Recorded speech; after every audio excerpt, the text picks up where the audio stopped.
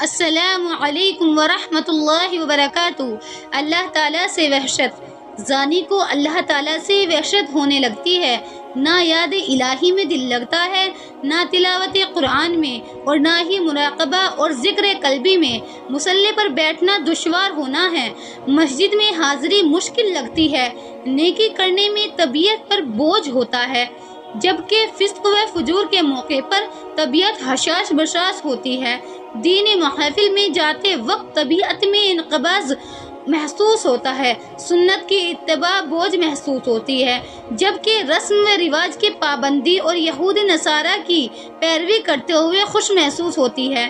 اللہ تعالیٰ کے بارے میں بدگمانی پیدا ہو جاتی ہے کہ میری دعائیں قبول نہیں ہوتی، میں نے اتنی نمازیں پڑھی مگر میرا فلاں کام تو نہیں ہوا۔ نبی علیہ السلام نے ایک حدیث مبارکہ میں ارشاد فرمایا، جو شخص اپنے دل میں اللہ تعالیٰ سے خوش ہوتا ہے، اللہ تعالیٰ اس سے خوش ہوتے ہیں، اور جو شخص اپنے دل میں اللہ تعالیٰ سے ناراض ہوتا ہے، اللہ تعالیٰ بھی اس سے ناراض ہو جاتے ہیں۔